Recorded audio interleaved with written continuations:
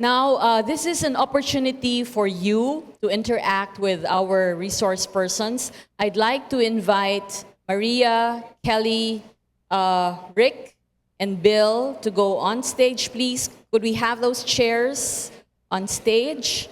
So they will be here and they will take questions from you. They spoke about very, very practical tips, things that you can apply, whether you are a campus journalist or whether you are a practitioner or whether you are even a teacher of communication. Let's draw from their expertise and their experience. Talk to them about the challenges and the problems that you've faced, covering corruption and covering disasters. And I'm sure that they can share their insights with you. Gentlemen and ladies. Okay, if you want to ask a question, just raise your hand. There would be people who will approach you with a microphone. Introduce yourself, say what school you are from or from which media organization you are from, and then indicate to whom your question is addressed to. All right? Ayaw ka arawod. All right, who wants to begin? Okay, in the back.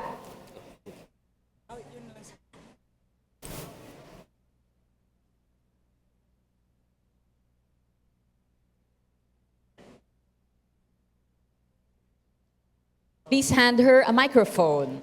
Thank you.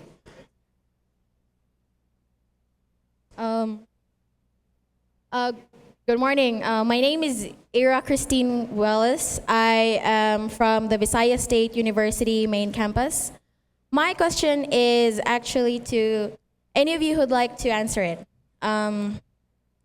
Journalism and democracy have always been thought of being connected to each other, creating a notion that a vibrant journalism practice will lead to a better democracy. But are there really examples that prove the correlation between the two? Consider the cases of the Philippines, wherein we have been labeled as the freest in Asia, but our form of democracy needs to be kind of worked out. What do you think about this? Maybe, okay, Maria, go ahead. Check. Hello. So I'll start with, I think you have one, yes, I believe firmly that the quality of the journalist, any society, determine the quality of its democracy. If it's not a democracy, it's governance, right? In the Philippines, our problem, I think, goes back to what Bill talked about, and it's societal. In the last year and a half, in the last 2 years, we've seen a focus on corruption. And it's really the first time since the Marcoses where we've had this much of a focus on the PDAF and the DAP. And now we're questioning the officials. But our problem is that corruption is so endemic that even the journalists are corrupt. So please, if you are a journalist, if you want to be a journalist, draw that line now. You know, draw the line where you know on this side you're good, and on this side, when you accept that, you're evil. So for me, if you ask me, one of the things that could make journalism so much significantly better in our country is that first step. It's really taking a stand against corruption. We've now gone after the judiciary. I mean, we as a society, right? And now that line between professional journalists and citizen journalists, when the crowd is as powerful as the traditional journalists, that extension goes to you. If you take that position, the line against corruption, you hold the powerful, both the government and the private sector accountable, I think that can make a significant difference. So when you ask about the quality of our democracy, it's improved. I do have to say, you know, but if you look at every administration, it's always a reaction to the one before it, which frankly is in all our hands. Who did you elect? You elected somebody who was the opposite of the person before them. So you now are as powerful use your social media. The next time we vote, and it's not that far away, it's a year and a half. Let's choose wisely. It's not a straight trajectory, but I think if journalists hold the powerful accountable, if journalists and the public hold the powerful accountable, you have much better governance. You have a much. I mean, clearly, as the head of the Global Center for Journalism and Democracy, I do believe that there's a direct link, and I don't believe that true democracy can exist without a free press. And interestingly, if you take the situation which Shahira can talk very personally about in Egypt. After that revolution, there was an explosion of free press. You had some independent journalists that were operating. You had free social media. But what's happened since then? As the push for democracy has sort of reversed now in that country, one of the first things that happens is that journalists are silenced. Is that social media starts to be monitored. I mean, just yesterday we learned that there is a new initiative underway in the country to very aggressively monitor posts on Facebook in Egypt. So if you look at how governments react when they're trying to squash democracy, one of the very first things that they go after is a free press. As a matter of fact, one thing that's happening right now that all journalists and I believe NGOs should be aware of is that there has been a big push on the part of some countries and many media news organizations to have a free expression and free press a part of the UN's development goals post-2015. That is a decision that we're expecting right at the end of this month about whether or not those principles will be included, because we firmly believe that good journalism can be a very powerful development tool in emerging democracies. There are some very fierce opponents to that. Specifically, Russia and China are two of the biggest opponents to having free expression and free press be something that's used as a measuring tool for development around the world. So I think that yes, judging by the actions that we have seen at the highest levels around the world, journalism is very clearly a tool in democracy building. And if I could say, I have a slightly unique perspective here, having been a reporter in the United States for 35 years and now teaching journalism in China. China, to put it lightly, is a challenge for journalists, whether you're Chinese or you're international journalists. What I would say to my students and to professional journalists I talk to in China, there are certain skills, the storytelling skills, the accuracy, other things that are universal, and it is incumbent upon you to master those. Ethics, taking money. There is corruption within journalism in democratic systems and in undemocratic systems. Ethics are universal. It doesn't change. And finally, I think that it's a job of all journalists to probe the limits and to try to have as much oversight as you can over your government, over the power structure, wherever you are. I mean, that's why we're journalists. Bill. Democracy and journalism are both works in progress, and one helps the other. And if you want to help your country be a better democracy, you go and be a better journalist. Bravo. Okay. Next, just stand up and the mic will come to you. Introduce yourself. Yes, good morning, everyone. I'm Roy Villafania from Caritas Novaliches. I came all the way from Manila. We have mission areas there in Kalubian. So I'm here to attend this social good journalism forum. And I've heard a lot of good news and best practices here, especially Mr. Bill Dorman's talk about the, journalism and post-disaster corruption. You shared about anti-corruption initiatives. I would like to hear from the panel, how can journalism help empower the people in making them part of this anti-corruption initiatives, because there's a lot of improvements or initiatives going on here in the Philippines regarding anti-corruption. Thank you. Bill. First crack, Bill. Okay. It's corruption. Okay. All right. Several things. I was ready to yield to Maria on this in terms of specifics in the Philippines, but I will say a couple of things. Specifics help. And by that, I mean that part of what allows corruption to exist is the acceptance of corruption on behalf of the society in which it happens. If you say, oh my God, it's always going to be this way, it will continue to be that way.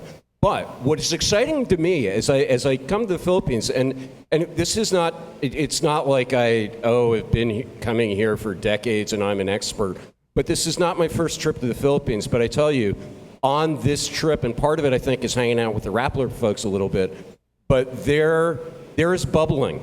There is bubbling underneath that I have not seen before in a way, and it's, you know, I don't know, on the mood meter, maybe anger has something to do with it, because I think anger, you do have to get to a point where it's like, you know what, I do not accept this. And it's not just you as journalists, it's people.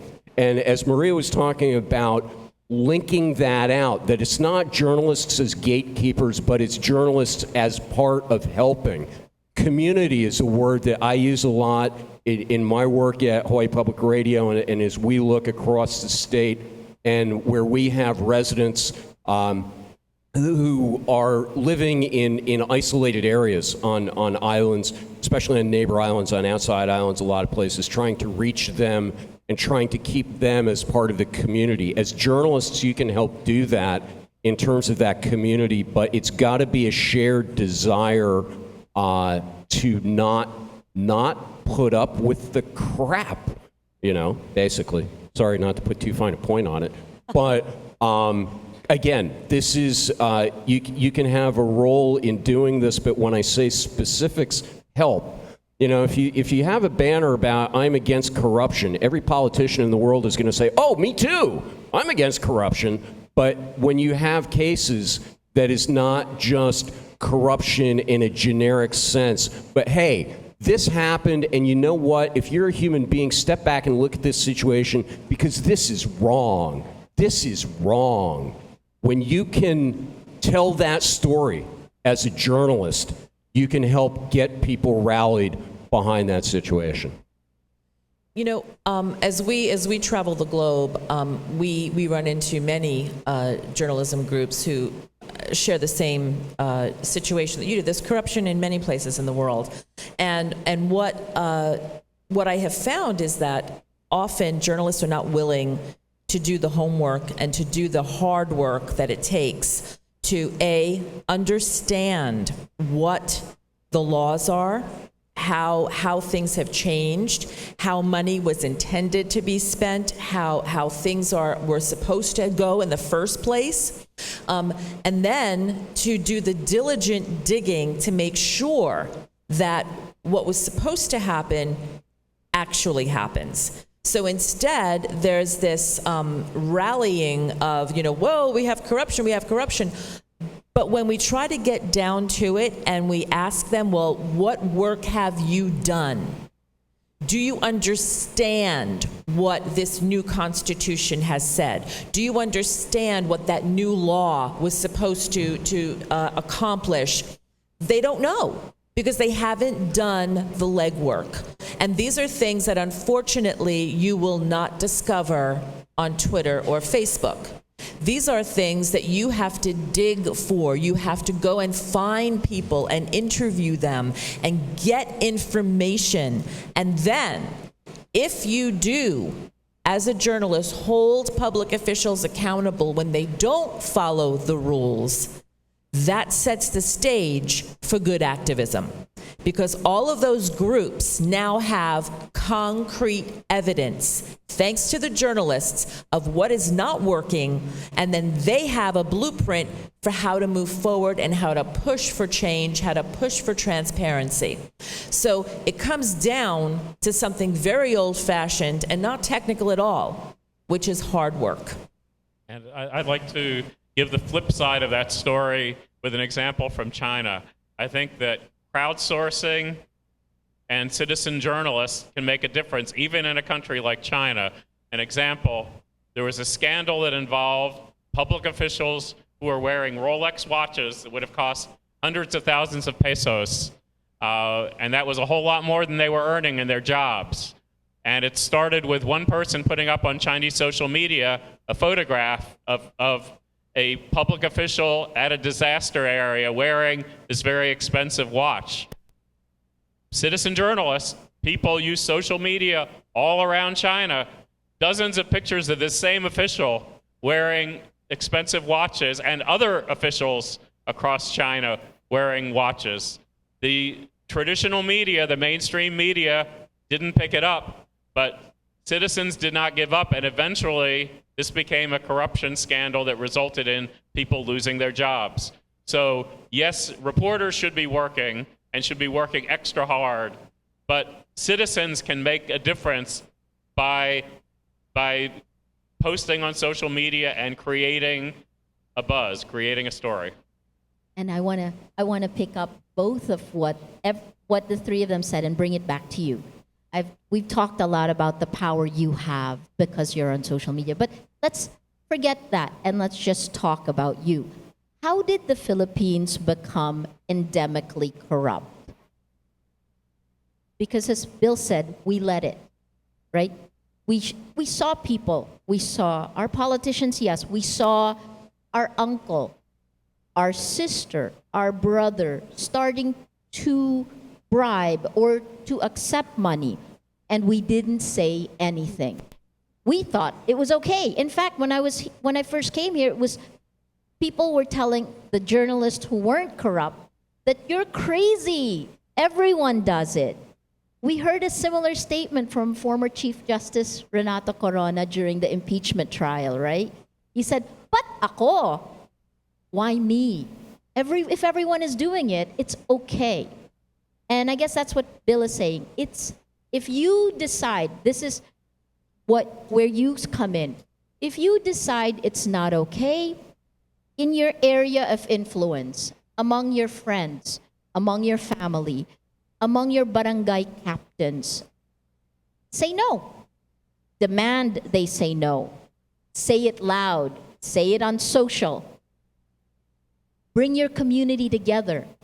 If you can have zero corruption in your community, then spread it to the next community. Tie up with another friend in another school, in another newspaper, and spread it further. I think that's the only way we can fight it. And it's both. It's traditional journalists, but it's more beyond that. It's beyond our power now. You have it. I think you can do much more. I think we can do much more today. And I think it's that idea to just say what Bill said, which is, if you say no, that's the beginning. And then we collaborate together, like on any great social movement. We collaborate to make it a reality. And Maria, some people in that audience might be thinking, well, that's easier said than done, right? Oh, I don't have the power to stand up as one person and go against a whole tide. Well, you just wait until after lunch and you'll hear from this woman sitting in the front, Shahira Amin, who did just that. She stood up by herself and tried to make change, and she's made significant change in her country. So for those of you sitting there thinking, well, that's just too hard, that's too tall an order, Maria, we have proof that it's not. Okay. Yes? I'm really excited for you to hear from Shahir, but I want to also tell you about Jed Cortez popped up, right? He did a story. I guess when you fight corruption, you will need courage. So be prepared, and you'll hear more from Shahira. But again, from someone like Jed, who was a citizen journalist, he did write a story, and he did feel it. Ask him about it. If you fight the status quo, you're going to need to have help. So that's part of the reason. If you came from Caritas, if you have evidence of corruption, and let's say you feel unsafe, bring it to us. Bring it to somebody who can help. There will always be help in communities that want to fight together. I'd like to invite you. In fact, we've always been saying that it's the age of collaboration. So if you are citizen journalists or local journalists and you want to collaborate with Rappler, for example, there's always a platform. We have an investigative desk, which I head. And if you have tips or information that you want to share or you want to work on a project together because you can't work on it by yourselves here, you think it's very threatening, we can work on it together. Let's just partner and let's communicate tightly with each other. Okay? Next question from the floor. Yes, please. Morning. I'm Louis Relevo from St. Scholastica's College, Tacloban. I have a question for Miss Maria. You said earlier about how social media is important in rendering help to those people who need them, especially in calamities. Access to social media requires internet connection, right? What if someone needs immediate help? In cases of calamities, and there is no electricity, no internet connection at all, what other means, what other media can that person do in order to ask help from other people? It goes back to the communities, and this is tomorrow's topic, right? What we're trying to do now, and this is Move PH, which is the civic engagement arm of Rappler. What we're doing is actually working with government, the Office of Civil Defense, the Armed Forces Chief of Staff, Pio Katapang, is coming tomorrow to give you commitments. It comes down to communities. We have to be better prepared for disasters, right? So if we know that this is going to happen, we need to drill. We need to have workflows in place. Look at Albay, and this is our gold standard. In Albay, every home, well, the ones I saw, the home had their evacuation center, and the people who were in the evacuation centers, including who was going to cook the food.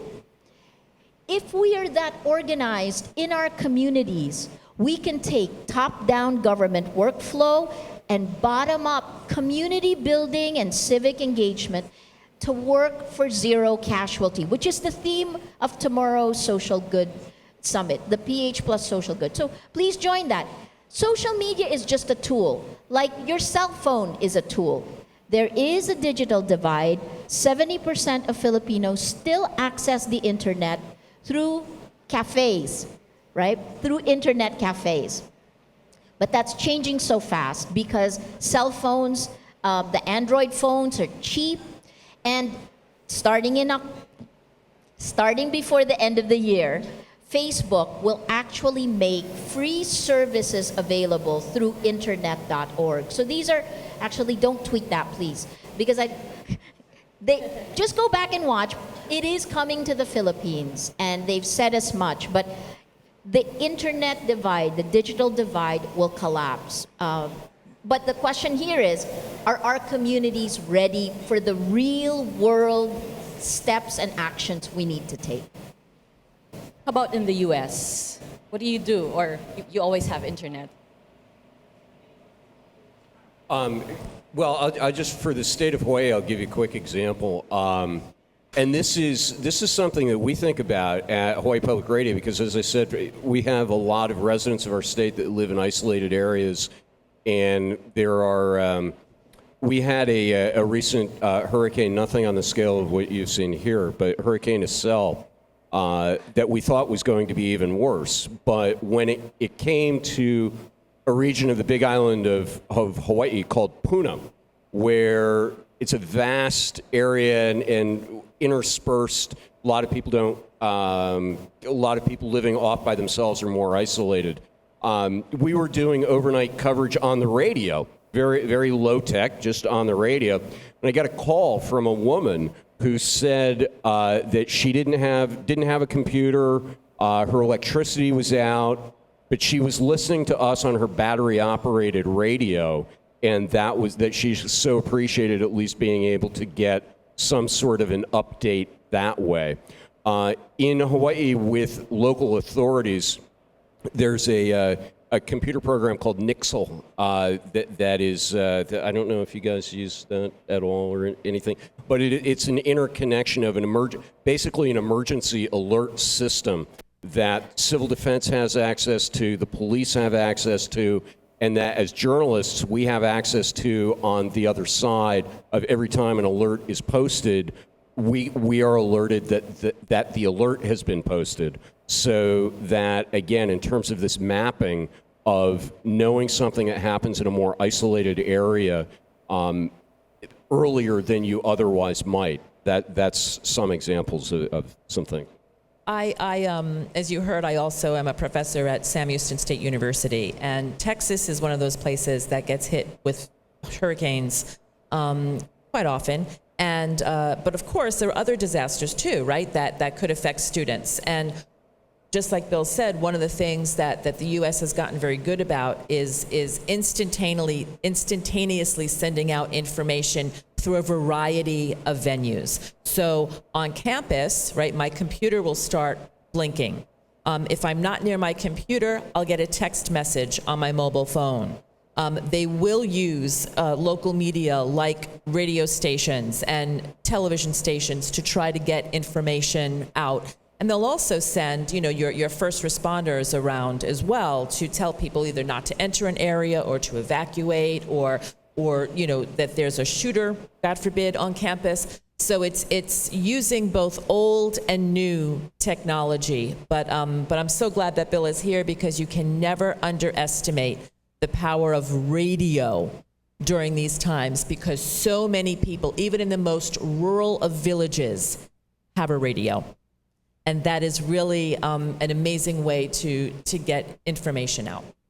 I think this afternoon we'll have Len Manriquez of Pecojano Peace and Conflict Journalism Network, and she will tell the story of Tacloban journalists. And I think you were able to communicate with the community using radio, even if the radio stations here were badly affected by the flooding and the storm surge. So we'll learn more about that later. I still have one You have a more follow-up question? I have a question for Mr. Bill. Sir Bill. I don't know if, I guess not all journalists do this, but there are some journalists who receive gifts, quote unquote, in the form of money just to make stories which are biased, partisan. How do you think we can help battle government corruption if it is also prevalent in the media industry? Yeah, well, number one, that's wrong, and at some level, even on a level of social pressure, the idea again of societal norms of what is accepted, the message has to be that is wrong, that there is a line that you don't cross, and that's not all right. Again, it's a process. I don't know, in process, I guess, here as well. Please talk about it. One of the things that, remember, it begins with that, and that's why, again, we look to social. I do, at least. It gives me great hope.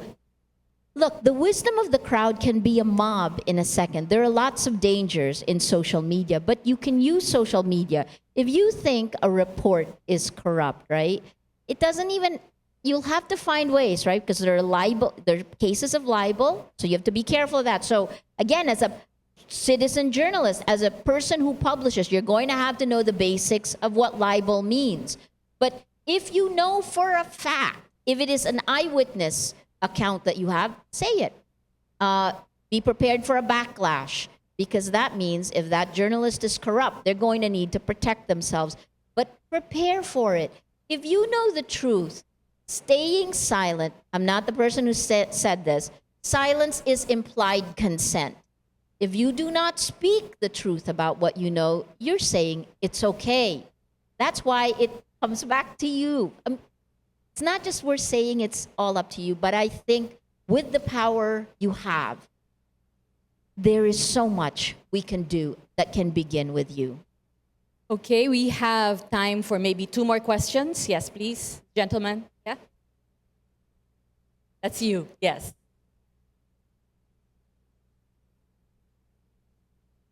Hello, I'm Paul from Eastern Samar State University. The question is for Ma'am Maria. Earlier, you were talking about crowdsourcing, technology, democratization of technology. The premise is that we must transition from authority to authenticity. But in times of disaster reporting, accuracy is one of the biggest issues. So where do we strike balance between authenticity and authority? What a great question. That's a really great question. Okay, when I was talking about authority and authenticity, I was talking, it's a shortcut now I have for talking about how organizations, and it's not just news organizations, but NGOs, schools, you can no longer just be Visayas State University. In fact, if you speak as an authority, if you speak as the news group, the Houston Chronicle or CNN, you will not have as much clout within the social circle as a person who is real, who talks about themselves, who they are, what they want, the vision, and this is, if you come tomorrow, vision that you have for the future. So that's the context of moving from authority, stopping hiding behind authority. Because when you become yourself, you become vulnerable. So to really do a good job on social media, oftentimes it requires vulnerability. And yet people attack the most on social media also, right? So that's why it goes back to courage. That's the context. The second part of your question is, in disasters, what do you do? This is responsibility. This is where, if it is gossip, don't spread it. Verify it. Go back. You're here in a journalism forum. You are taking the tenets of journalism. Verify. Get a second source. Make sure you don't spread gossip. There's certain hashtags we use now as a workflow. Like right now, you're seeing, if you follow hashtag RescuePH, you're seeing calls for help on Twitter. And don't play with it. Don't use hashtag RescuePH, I need ice cream, right? So responsibility comes, Spider-Man said it, or what, right? With great power comes great responsibility. There's no hard and fast rule now, and I think this is why I like this world. It's a very tiring world. This is a trial and error world. This is a world where if you see something wrong, you must say it, because that's how we learn together. But it is a world where collectively we can do things, we can challenge power in ways we haven't had before. And again, you'll hear it from Shahira Amin, who did it in Egypt. All right. Thank you very much to our panelists. I'm sorry we've run out of time. There will be an opportunity again this afternoon. The floor will be open to questions. So we will take a break right now. But first, let's give them a hand.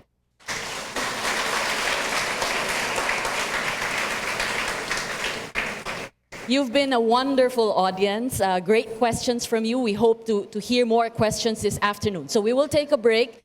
Please be back 10 minutes to 1. And then we will continue with the afternoon sessions. There will be lunch that will be served. So please help yourselves. Thank you very much. There will be video that will be shown during the lunch break. This is on Camotes Island in Cebu, where there was 0 casualty. And this was done because of the community. So watch the video when it's shown. Thousands died in eastern Visayas from Typhoon Haiyan, but one island in Cebu managed the impossible: 0 casualty. San Francisco town, one of the 2 islands in Camotes, is a tourist paradise. White sand beaches, pristine water, in shades of blue and green. But the island is special in another way. The Purok system that saved 100% of locals from Haiyan's devastation. Former Mayor Alfredo Arquilano Jr. developed the Purok system in 2004. Kumbaga, the smallest form of government natin is barangay. Pero dito sa atin, mas maliit pa sa kaysa Purok. Dahil isang barangay, average of 7 to 8 Puroks in its barangay. So the entire municipality of San Francisco, there are about 120 Puroks. And the municipality, mayroon siyang 15 barangays. Each Purok is led by a Purok chairperson. Fe Aris says they are organized to serve the community 24/7 and not just for disaster risk reduction. Different committees are assigned to health, solid waste management, and education. Para nga among makita ang among panaghiusa sa mga katawhan ilabi na sa pagpanlimpyo sa among lugar. No, para sad nga ilabi na sa among panglawas nga malikay mi sa mga sakit. The Puroks proved vital to San Francisco's survival during Haiyan. Kasi kung barangay ka lang, wala kang Purok system, hindi mo ma-saturate lahat. You cannot get all the participation. Pero if you have the small units, a small organization, na grupo-grupo na sila, mas mapadali. Located in an islet, Tulang Diot is the most vulnerable Purok in San Francisco. The quick mobilization of the Purok leaders saved more than 200 families. I think 2 days before the typhoon, yung iba nasa evacuation center na. Kahit hindi pa nag-abiso, through communication pa lang ng mga officers, ng barangay officers na merong typhoon, ready yung mga Purok officers. Puroks educate their members on disasters. They know who are vulnerable to calamities. But above all, Puroks bring people together. Purok meetings allow locals to interact with their neighbors and gain each other's trust. This island in Cebu shows a united community is a prepared community. P. Renada, Rappler, Cebu. I was mayor 2001.